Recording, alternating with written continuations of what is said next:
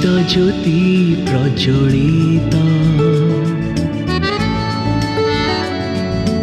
ଅନ୍ଧକାର ହେଲା ଲୁପ୍ତ। ଖ୍ରୀଷ୍ଟ ଜ୍ୟୋତି ପ୍ରଜ୍ୱଳିତ ଅନ୍ଧକାର ହେଲା ଲୁପ୍ତ। ପ୍ରତିଟି ଅନ୍ତର ଆଲୋକିତ କରେ ଯେଉଁ ଜ୍ୟୋତି, ପ୍ରତି ଜୀବନର ପଥ ପ୍ରଦର୍ଶକ ସେଇ ଜ୍ୟୋତି। ସେ ଯେ ସାରା ଜଗତର ଜ୍ୟୋତି, ଖ୍ରୀଷ୍ଟ ଜ୍ୟୋତି ସେହି ସତ୍ୟ ଜ୍ୟୋତି। सत्य ज्योति, सत्य ज्योति, सत्य ज्योति, सत्य ज्योति।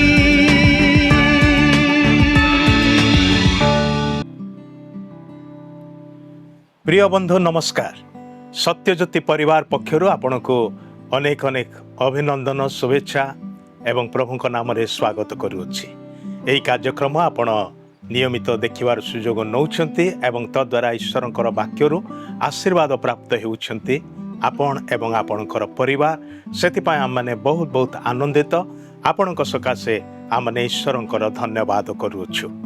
यही कार्यक्रम रे आम माने पवित्र शास्त्र पवित्र बाइबल रु किछि अंश आम माने ध्यान करिथाउ, आलोचना करिथाउ, जहा आम मानकर दैनंदिन जीवन निमंते अत्यंत आवश्यक अटे।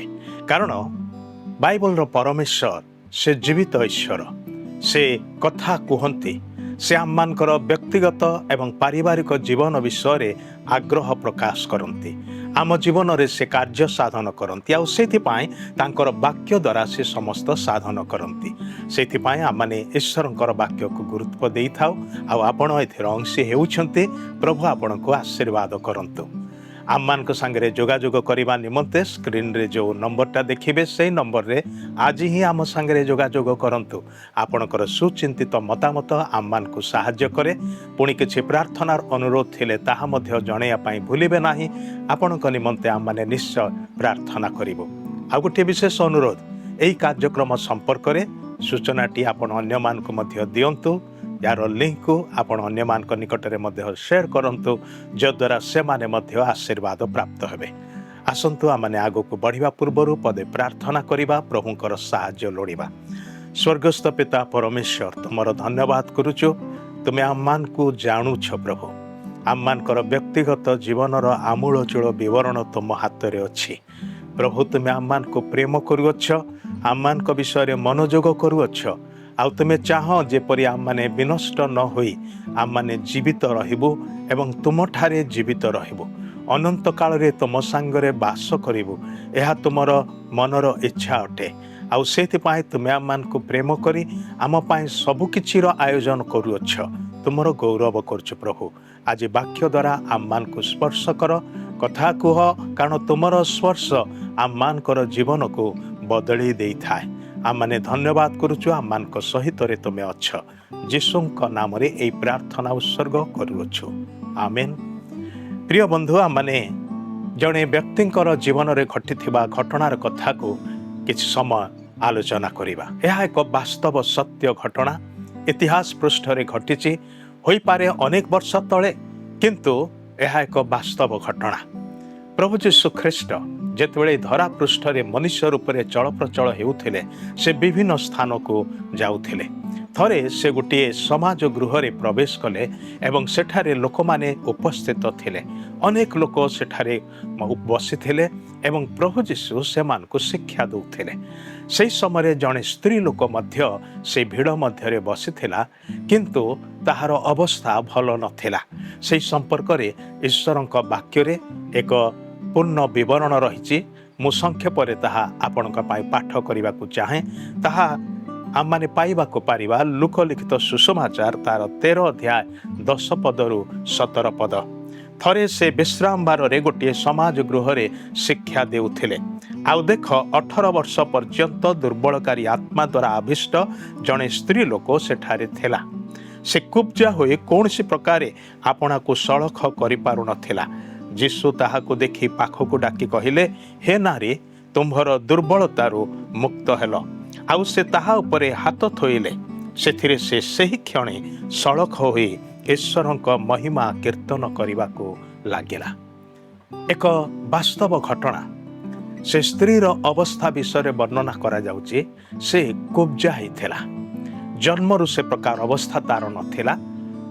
ପରବର୍ତ୍ତୀ ସମୟରେ କୋଉ ବୟସରେ ତାର ସେ ଅବସ୍ଥା ଆସିଲା ମାନେ ଜାଣୁନା, କିନ୍ତୁ এই ପବିତ୍ର ବାକ୍ୟରେ କଥା ଲେଖା ଅଛି ଯେ ଗୋଟିଏ ଦୁର୍ବଳକାରୀ ଆତ୍ମା ତାକୁ ଆକ୍ରାନ୍ତ କଲା। ପ୍ରିୟ ବନ୍ଧୁ, ଏ ପ୍ରକାର ବାହ୍ୟ ଚାପ ଅଛି, ଏ ପ୍ରକାର କିଛି ବାହ୍ୟ ଶକ୍ତି ଅଛି ଯାହାକୁ କି ଅନ୍ଧକାରର ଶକ୍ତି ବୋଲି କୁହାଯାଏ ବା ଦୁଷ୍ଟାତ୍ମାର ଶକ୍ତି ବୋଲି କୁହାଯାଏ। ତାହା ଯେତେବେଳେ ମଣିଷକୁ ଆକ୍ରାନ୍ତ କରେ, ତାହା ନଷ୍ଟ କରିବା ଉଦ୍ଦେଶ୍ୟରେ, ଦୁର୍ବଳ ପଙ୍ଗୁ ଅଚଳ କରିବା ଉଦ୍ଦେଶ୍ୟରେ ତାହା ଆକ୍ରାନ୍ତ କରେ, ହଇରାଣ ହରକତ କରିବା ଉଦ୍ଦେଶ୍ୟରେ ଆକ୍ରାନ୍ତ କରେ। ଏବଂ এই ସ୍ତ୍ରୀ ଲୋକଟି ସେଇ ଆତ୍ମା ଦ୍ୱାରା ଆକ୍ରାନ୍ତ ହେଇକି ସେ ଏତେ ଦୁର୍ବଳ ହେଇଗଲା ଯେ ସେ କୁବ୍ଜା ହେଇଗଲା। ସେ ସଳଖେ ଠିଆ ହେଇପାରିଲା ନାହିଁ, ସଳଖେ ଚାଲି ପାରିଲା ନାହିଁ, ସଳଖେ ଅନେଇ ପାରିଲା ନାହିଁ। ତା ଜୀବନଟା ବଡ଼ ଦୁଃଖଦାୟକ ହେଇଗଲା। ଆଉ ସେଇଟା ଅଳ୍ପ ସମୟ ପାଇଁ ନଥିଲା, ଦୀର୍ଘ 18 ବର୍ଷ ପର୍ଯ୍ୟନ୍ତ ସେଇ ଅବସ୍ଥାରେ ସେ ରହିଲା। ସେଇ ଅବସ୍ଥାରେ ହିଁ ସେ ଚଳପ୍ରଚଳ ହେଲା। ଏମିତି ହେଇଗଲା ଯେ ତାକୁ ଲାଗିଲା ମୋର ଆଉ କେବେ ବି ପରିବର୍ତ୍ତନ ହେବ ନାହିଁ। ମୁଁ ଏଇ କଷ୍ଟ, ଏଇ କ୍ଲେଶ ମଧ୍ୟରେ, ଏଇ ଦୁଃଖ ମଧ୍ୟରେ ବନ୍ଦୀ ହେଇକି ରହିବି ଏବଂ ମୋତେ ଏଇଥିରେ ହିଁ ଖାପ ଖାଇ ଚଳିବାକୁ ହେବ। ହୋଇପାରେ ସେ ତାର ଜୀବନକୁ ଏ ପ୍ରକାର ଏକ ଅଭ୍ୟାସରେ ପୂରେଇ ଦେଇଛି, ପରିଣତ କରିଦେଇଛି, ଆଉ ସେ ଆଶା ସବୁ ଛାଡ଼ି ଦେଇଛି। କିନ୍ତୁ ଗୋଟିଏ ବିଷୟ ସେ କରୁଥିଲା, ଈଶ୍ୱରଙ୍କର ଗୃହକୁ ଯାଇ ଈଶ୍ୱରଙ୍କର ବାକ୍ୟ ଶୁଣିବାର ଇଚ୍ଛା ତାର ଥିଲା। ଈଶ୍ୱରଙ୍କର ସେବା ଆରାଧନା କରିବାର ମନ ତାର ଥିଲା। ତାର ଏଇ ଦୁର୍ବଳତା, ଏଇ ଅସୁସ୍ଥତା, ଏଇ ସମସ୍ୟା ତାକୁ ଅଟକେଇଲା ନାହିଁ। ଆଜି ଅନେକ ଅଛନ୍ତି ଯେଉଁମାନେ କି ବିଭିନ୍ନ ଆଳ ଦେଖେଇକି ଈଶ୍ୱରଙ୍କର ସେବା ଉପାସନା କରିବା ପାଇଁ ତାଙ୍କର ଗୃହକୁ ଆସନ୍ତେ ନାହିଁ। ନାନା ପ୍ରକାର ବାହାନା ସେମାନଙ୍କ ପାଇଁ ବଡ଼ ହେଇଯାଏ ଏବଂ ସେମାନେ ଈଶ୍ୱରଙ୍କର ଉପସ୍ଥିତିରୁ, ଈଶ୍ୱରଙ୍କର ଆଶୀର୍ବାଦରୁ ନିଜକୁ ବଞ୍ଚିତ କରନ୍ତି। ସେଥିପାଇଁ ସେମାନେ ନିଜେ ହିଁ ଦାୟୀ ଅଟନ୍ତି। କିନ୍ତୁ ଏଇ ବ୍ୟକ୍ତି, ଏଇ ସ୍ତ୍ରୀ ଲୋକଟି କୌଣସି ସମସ୍ୟା ପ୍ରତି ଦୃଷ୍ଟି ଦେଲା ନାହିଁ। ସେ କହିଲା, ମୋ ପାଖରେ ସମସ୍ୟା ଅଛି, ମୋ ପାଖରେ କଷ୍ଟ ଅଛି, ମାତ୍ର ମୁଁ ଯିବି। ଆଉ ସେଦିନ ତା ପାଇଁ ଏକ ବିଶେଷ ଦିନ ଥିଲା। କାହିଁକି ଜାଣନ୍ତି କି? କାରଣ ସେଇଦିନ ସ୍ୱୟଂ ପ୍ରଭୁ ଯୀଶୁ ସେଇ ସମାଜ ଗୃହରେ, ସେଇ ଉପାସନାର ଗୃହରେ ଉପସ୍ଥିତ ରହିଲେ। ଭାଇ ଭଉଣୀମାନେ, ଉପାସନାର ଗୃହକୁ ଯିବା ବିଷୟରେ ଅବହେଳା କରନ୍ତୁ ନାହିଁ। କାରଣ ଈଶ୍ୱରଙ୍କର ଉପସ୍ଥିତି ସେଠାରେ ରହେ ଏବଂ ହୋଇପାରେ ଆପଣଙ୍କୁ ଆଶୀର୍ବାଦ କରିବାର ନିମନ୍ତେ ଈଶ୍ୱର ଅପେକ୍ଷାରେ ଥାନ୍ତି। ଆଉ ସେଦିନ ପ୍ରଭୁ ଯୀଶୁ ଯେତେବେଳେ ସେ ଶିକ୍ଷା ଦେଉଛନ୍ତି, ତାଙ୍କର ଦୃଷ୍ଟି ପଡ଼ିଲା ଏହି ସ୍ତ୍ରୀ ଲୋକ ଉପରେ। ସେ ତାହାକୁ ଦେଖିଲେ, ତାହାକୁ ଡାକିଲେ ଏବଂ ତା ଉପରେ ହସ୍ତ ଥୋଇଲେ। ତହିଁରେ ସେ ତତ୍କ୍ଷଣାତ୍ ସୁସ୍ଥ ହେଇଗଲା। ତା ଉପରେ ହାତ ଥୋଇବା ପୂର୍ବରୁ ତାକୁ ପାଖକୁ ଡାକି ଗୋଟିଏ ଚମତ୍କାର କଥା ପ୍ରଭୁ ଯୀଶୁ କହିଲେ। ସେ କହିଲେ, ଗୋ ନାରୀ, ତୁମ୍ଭେ ଆପଣା ଦୁର୍ବଳତାରୁ ମୁକ୍ତ ହେଲ। ତାପରେ ସେ ତାହାଙ୍କ ଉପରେ ହାତ ଥୋଇଲେ। ଆଜି ମୁଁ ଆପଣଙ୍କୁ ଏହି କଥା କହିବା ପାଇଁ ଚାହେଁ, ଈଶ୍ୱରଙ୍କର ସ୍ପର୍ଶ ଜୀବନକୁ ରୂପାନ୍ତର କରିଦିଏ। ଈଶ୍ୱରଙ୍କର ଗୋଟିଏ ଛୁଇଁବାର ବିଷୟ ଆମମାନଙ୍କର ଜୀବନକୁ ବଦଳେଇ ଦିଏ। ଯେଉଁ ପ୍ରକାର ଅବସ୍ଥା ଦ୍ୱାରା ଆମମାନେ ବନ୍ଦୀ ହେଇଥାଉ ନା କାହିଁକି, ଆମମାନଙ୍କର ବନ୍ଧନରୁ ଆମମାନଙ୍କୁ ମୁକ୍ତ କରିଦିଏ।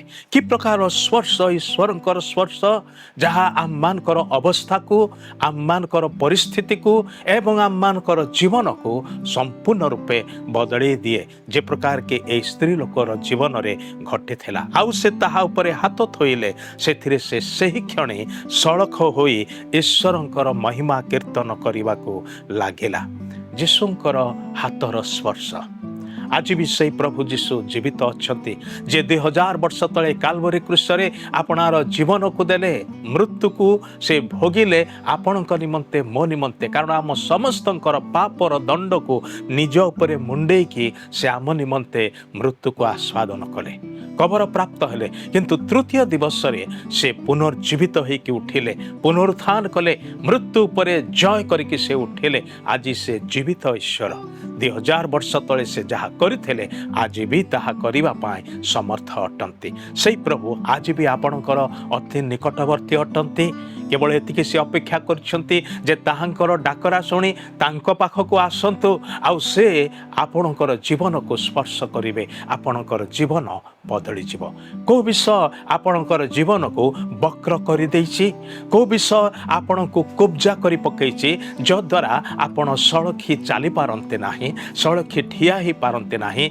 नैतिक जीवन रे अधपतन घटिछि एवं आपणकर स्वभाव चरित्र रे वक्रता आसी जाइछि बिगिड़ी जाइछे लोक माने परिवार लोक माने समाजर लोक माने आपण को देखिले हुए तो छी बोली कहंती ए प्रकार आपणकर परिचय होई पारे हरई बसिछंती ए सब वक्र हो जाइथिबा विषय कुब्जा हो जाइथिबा विषय पंगु अचल करि पकैथिबा विषय को प्रभु जीशु बदले पारंती आज भी तांकर स्पर्श आम जीवन रे आवश्यक अटे प्रभुंकर स्पर्श करुणार स्पर्श अटे से स्त्री लोकटी कथा चिंता करंतु 18 वर्ष पर्यंत लोक माने ताको देखुथिले किंतु केही हेले ता प्रति दया प्रकाश करि पारले नाही से केते डाक्टर को पाख को जाइथिबो केते चिकित्सार प्रयास करथिबो सब किछि विफल हैला ता परिवार लोक माने आशा छाडी देले आ ताको सेमिति अवस्था रे छाडी देले मात्र से दिन प्रभु जीशु जतले ताको देखिले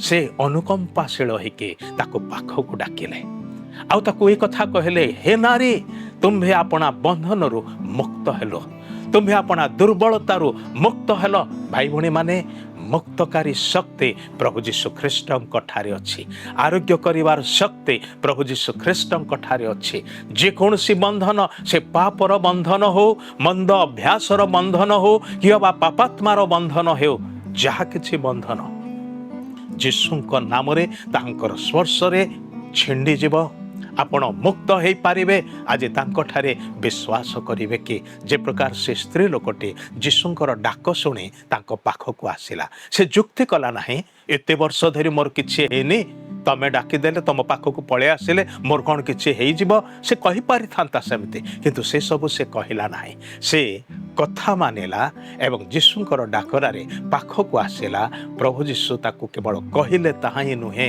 से हाथ थोइले ता उपरे ताकू स्पर्श कले जीशुंकर स्पर्श सुस्थता आणे जीशुंकर स्पर्श व्यक्तिगत यह मन रखंतु सेठारे अनेक लोक थिले आहरी अन्यान्य बेमार रे पड़िथिबा लोक माने होइतो आसीथिले किंतु जणे मात्र तांकर स्पर्श पाइला से व्यक्तिगत भाव में आपण को छुईमा को चाहती जेपरी से स्त्री लोक को व्यक्तिगत भाव में स्पर्श कले तार जीवन संपूर्ण रूपे बदली गला वाक्य लिखा जाए जे तत्क्षणात से सड़क हो गला 18 वर्ष पर्यंत बंका होकर रोला 18 वर्ष पर्यंत कुब्जा अवस्था थिला जेते चेष्टा कले मध्य पारु नथिला कौन से प्रकार व्यायाम ताकू साहाय्य कला नाही मात्र गोटे स्पर्श ता जीवन को सड़ख करदेला आज आपणकर वक्रगामी मन वक्रगामी अंतकरण वक्रगामी जीवन सड़ख हो पारिबो से प्रभु जीशुंकर स्पर्श रे ताहांकर रब को शुणंतु ताहांकर सुसमाचार डाकरा को शुणंतु आज ताहांक ठारे विश्वास करंतु निश्चित रूपे आपणक जीवन रे मध्य से अद्भुत रूपांतरकारी शक्ति अनुभव करने को पारिबे ताहा आपणकर जीवन को बदली दब प्रभु जीशु व्यक्तिगत भाव में आपणक प्रति मनोयोगी अटंती से आपण को व्यक्तिगत भाव में प्रेम करती हाँ से समस्त को प्रेम करती किंतु ताहांकर प्रेम व्यक्तिगत प्रेम से आपण को व्यक्तिगत भाव में डाकती ଓ ଅନେକ ସମୟରେ ସେ ଆମମାନଙ୍କର ନାମ ଧରି ଆମକୁ ଡାକନ୍ତି, କାରଣ ସେ ଆମମାନଙ୍କୁ ଜାଣନ୍ତି, ଆମମାନଙ୍କର ଗଠନକୁ ଜାଣନ୍ତି, ଆମମାନଙ୍କର ଟିକିନିକି ବିଷୟକୁ ସେ ଜାଣନ୍ତି। ସେ ସର୍ବଦର୍ଶୀ, ସର୍ବବ୍ୟାପୀ, ସର୍ବଜ୍ଞ, ସର୍ବଶକ୍ତିମାନ ପରମେଶ୍ୱର ଅଟନ୍ତି। ଏହା ମନେ ରଖନ୍ତୁ। ସେଥିପାଇଁ ଆମେ ଯେଉଁଠି ଥିଲେ ମଧ୍ୟ ସେ ଆମମାନଙ୍କୁ ଜାଣନ୍ତି। ଆମେ କି ପ୍ରକାର ଅବସ୍ଥାରେ ଅଛୁ ତାହା ସେ ଜାଣନ୍ତି, ଆଉ ସେଥିପାଇଁ ସେ ଆମମାନଙ୍କ ପ୍ରତି ଦୃଷ୍ଟିପାତ କରନ୍ତି। ଲୋକ ଭିଡ଼ ମଧ୍ୟରେ ହଜିଯାଇଛନ୍ତି ବୋଲି ଭାବୁଛନ୍ତି କି? ଭିଡ଼ ମଧ୍ୟରେ ମୋ କଥା କିଏ ଚିନ୍ତା କରିବ? ଭିଡ଼ ମଧ୍ୟରେ କିଏ ମୋ ବିଷୟରେ ମନୋଯୋଗ କରିବ? ମୋ ଘରର ଲୋକମାନେ ମୋ କଥା ବୁଝୁନାହାନ୍ତି, ଅନ୍ୟମାନେ କି ବୁଝିବେ? ଭାଇ ଭଉଣୀମାନେ, ଘରର ଲୋକମାନେ ହୁଏତ ବୁଝି ନ ପାରନ୍ତି, ଆପଣଙ୍କର ସାହି ପଡ଼ୋଶୀ ହୁଏତ ଆପଣଙ୍କ କଥା ବୁଝି ନ ପାରନ୍ତି, କିନ୍ତୁ ଗୋଟିଏ ବିଷୟ ମନେ ରଖନ୍ତୁ, ଆଜି ମୁଁ ଏହି କଥା କହିବା ପାଇଁ ଚାହେଁ, ସ୍ୱର୍ଗର ପରମେଶ୍ୱର ଆପଣଙ୍କୁ ପ୍ରେମ କରନ୍ତି, ଆପଣଙ୍କ ବିଷୟରେ ମନୋଯୋଗ କରନ୍ତି। ସେ ଆପଣଙ୍କ ବିଷୟରେ ଆଗ୍ରହୀ ଅଟନ୍ତି। ଆପଣ ତାହାଙ୍କର ସୃଷ୍ଟ ଅଟନ୍ତି। ତାହାଙ୍କର ପ୍ରତିମୂର୍ତ୍ତି ସାଦୃଶ୍ୟରେ ସେ ଆପଣଙ୍କୁ, ମୋତେ, ସମସ୍ତ ମନୁଷ୍ୟ ଜାତିଙ୍କୁ ସେ ସୃଷ୍ଟି କରିଅଛନ୍ତି। ସେଥିପାଇଁ ପ୍ରତ୍ୟେକ ମନୁଷ୍ୟକୁ ସେ ପ୍ରେମ କରନ୍ତି। କିନ୍ତୁ କେଉଁ ବିଷୟ ଆମମାନଙ୍କର ଜୀବନକୁ ବିଗିଡ଼େଇ ଦେଲା, ଆମମାନଙ୍କୁ ଦୁର୍ବଳ କରି ପକାଇଲା? ବାକ୍ୟରେ କୁହାଯାଏ, ଆମମାନଙ୍କର ପାପ ଆମମାନଙ୍କୁ ବିକୃତ କରିଅଛି। ଈଶ୍ୱର ଦେଇଥିବା ସାଦୃଶ୍ୟ ପ୍ରତିମୂର୍ତ୍ତି ବିଗିଡ଼ି ଯାଇଛି ପାପ ସକାଶେ। ମନୁଷ୍ୟର ପାପ ସମୁଦାୟ ବିଶ୍ୱକୁ ପ୍ରଭାବିତ କରିଛି। ମନୁଷ୍ୟର ପାପ ଏହି ପୃଥିବୀକୁ ଅଭିଶାପ ଆଣିଦେଇଛି। ମନୁଷ୍ୟର ପାପ ମଣିଷ ଜୀବନକୁ ଅଭିଶପ୍ତ କରି ପକାଇଛି, ଯେଉଁଥିପାଇଁ କି ଈଶ୍ୱରୀୟ ପ୍ରତିମୂର୍ତ୍ତିରେ ତିଆରି ହୋଇଥିବା ମଣିଷ ମଧ୍ୟ ଆଜି ପଶୁ ପରି ଆଚରଣ କରୁଛି, ହିଂସ୍ରକ ହେଉଛି। ମଣିଷ ମଣିଷକୁ ଚିହ୍ନିବାକୁ ପାରୁନାହିଁ। ମଣିଷ ମଣିଷର ଶତ୍ରୁ ସାଜୁଛି। ଭାଇ ଭାଇ ଭିତରେ ଆଉ ସେଇ ଯେଉଁ ବୈରୀ ଭାବ ସୃଷ୍ଟି ହେଉଛି। ଏ ପ୍ରକାର କି ହତ୍ୟା କରିବା ପାଇଁ ମଧ୍ୟ ମଣିଷ ପଛଉ ନାହିଁ। କେତେ ନିଷ୍ଠୁର, କେତେ କ୍ରୂର, କେତେ ପଶୁ ପରି ହେଇଯାଇଛି ମଣିଷ ଆଜି। କ'ଣ ପାଇଁ? ପାପର ପ୍ରଭାବ ହେତୁ। ଭାଇ ଭଉଣୀମାନେ, ସେଇ ପାପକୁ, ସେ ପାପ ଉପରେ ଜୟଯୁକ୍ତ ହେବାର ନିମନ୍ତେ ପ୍ରଭୁ ଯୀଶୁ ଜଗତକୁ ଆସିଲେ। କ୍ରୁଶରେ ପାପର ସମସ୍ତ ଶକ୍ତିକୁ ଖଣ୍ଡନ କଲେ। ଶତ୍ରୁ ଶୟତାନ ଦିଆବଳର ମସ୍ତକକୁ ଚୂର୍ଣ୍ଣ କଲେ, ତାର କ୍ଷମତାକୁ ସେ ଭଣ୍ଡୁର କଲେ ଏବଂ ନରକର ବଳକୁ ଭାଙ୍ଗିଲେ। ମୃତ୍ୟୁର ସେ କବ୍ଜାକାରୀ ଶକ୍ତିକୁ ଖଣ୍ଡନ କଲେ, ପୁନରୁତ୍ଥାନ କରିକି ଉଠିଲେ। ଆଜି ଜୀବିତ ପ୍ରଭୁ ଅଟନ୍ତି। ସେ ଆପଣଙ୍କୁ ଡାକନ୍ତି, ସେ ଆପଣଙ୍କୁ ପ୍ରେମ କରନ୍ତି, ସେ ଆପଣଙ୍କ ବିଷୟରେ ମନୋଯୋଗ କରନ୍ତି। ସେଦିନ ଯେ ପ୍ରକାର କି ଭିଡ଼ ଭିତରେ ସେ ଗୋଟିଏ ସ୍ତ୍ରୀ ଲୋକକୁ ଡାକିଲେ, ତାକୁ କହିଲେ, ଛୁଇଁଲେ, ଆଉ ସେ ତତ୍କ୍ଷଣାତ୍ ସୁସ୍ଥ ହେଲା, ଈଶ୍ୱରଙ୍କର ମହିମା କରିବାକୁ ଲାଗିଲା। ଆଜି ଆପଣ ସେଇ ଈଶ୍ୱରଙ୍କର ପ୍ରଶଂସା କରିବାକୁ ପାରିବେ। ଆପଣଙ୍କ ଜୀବନରେ ଥିବା ସମସ୍ତ ନିରାଶା, ହତାଶାର ବିଷୟ, ନିରୁତ୍ସାହ କରିପକାଉଥିବା ବିଷୟ ସବୁରୁ ସେ ଆପଣଙ୍କୁ ମୁକ୍ତ କରିବାକୁ ଚାହାନ୍ତି। ଅପରପକ୍ଷରେ ଶୟତାନ ଆପଣଙ୍କୁ ବନ୍ଦୀ କରି, ଏସବୁ ବନ୍ଧନରେ ବନ୍ଦୀ କରିକି ଆପଣଙ୍କୁ ନିଜର ଅକ୍ତିଆର ମଧ୍ୟରେ ରଖିବାକୁ ଚାହେଁ। ସେ ଆପଣଙ୍କ ଉପରେ କର୍ତ୍ତାପଣ କରିବାକୁ ଚାହେଁ। କିନ୍ତୁ ପ୍ରଭୁ ଯୀଶୁ ଆସିଲେ ଯେପରି ତାର ସମସ୍ତ କାର୍ଯ୍ୟକୁ ଖଣ୍ଡନ କରିବେ, ତାର ବନ୍ଧନକୁ ଛିଣ୍ଡେଇବେ, ଆପଣଙ୍କୁ ମୁକ୍ତ କରିବେ। ଆଉ ଜାଣନ୍ତି କି ଆପଣଙ୍କର ମୁକ୍ତିର ମୂଲ୍ୟ ସ୍ୱରୂପେ ସେ ଆପଣାର ପ୍ରାଣ ଦେଇଛନ୍ତି। ତାଙ୍କ ନିଜର ପ୍ରାଣ ଦେଇକି ଆମମାନଙ୍କର ନିମନ୍ତେ ମୁକ୍ତିକୁ ଆଣିଅଛନ୍ତି। ସେଥିପାଇଁ ସେ ଘୋଷଣା କରି କହନ୍ତି, ତୁମ୍ଭେ ତୁମ୍ଭର ଦୁର୍ବଳତାରୁ, ତୁମ୍ଭେ ତୁମ୍ଭର ବନ୍ଧନରୁ ମୁକ୍ତ ହେଲ।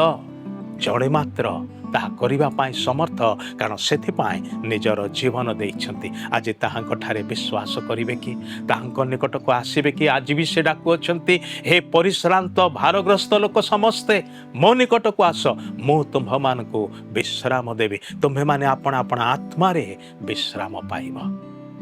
ଆଜି ସୁନ୍ଦର ପଲଙ୍କ ଥାଇକି ମଧ୍ୟ, ଏସି ରୁମ୍ରେ ରହିକି ମଧ୍ୟ ନିଦ ହଜିଯାଏ, ଶୋଇବାକୁ ପାରନ୍ତି ନାହିଁ, ବିଶ୍ରାମ କରିପାରୁନାହୁଁ।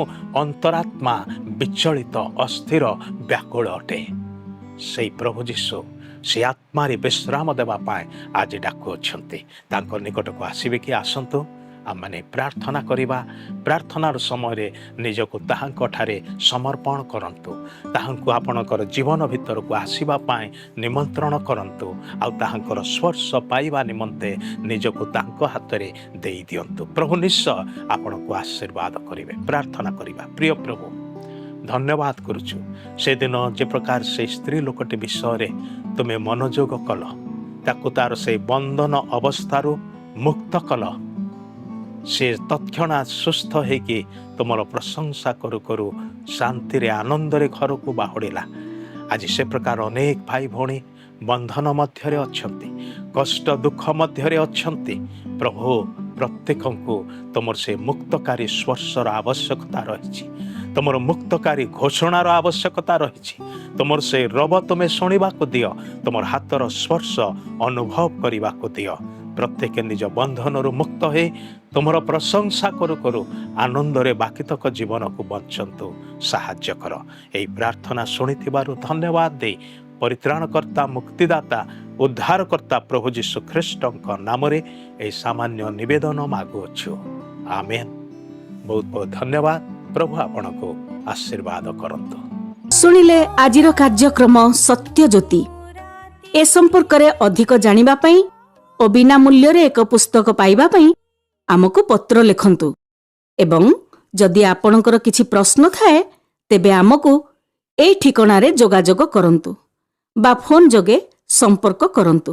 ଆମ ଠିକଣା ହେଲା ସତ୍ୟଜ୍ୟୋତି, ପୋଷ୍ଟ ବକ୍ସ ନମ୍ବର 89, କଟକ 753001। ଆଜି ପାଇଁ ବିଦାୟ ନେଉଛୁ। ଆପଣମାନଙ୍କ ସହିତ ପୁଣି ଦେଖାହେବ ଠିକ୍ ଆସନ୍ତା ସପ୍ତାହର ଏହି ଦିନ, ଏହି ସମୟ। ନମସ୍କାର।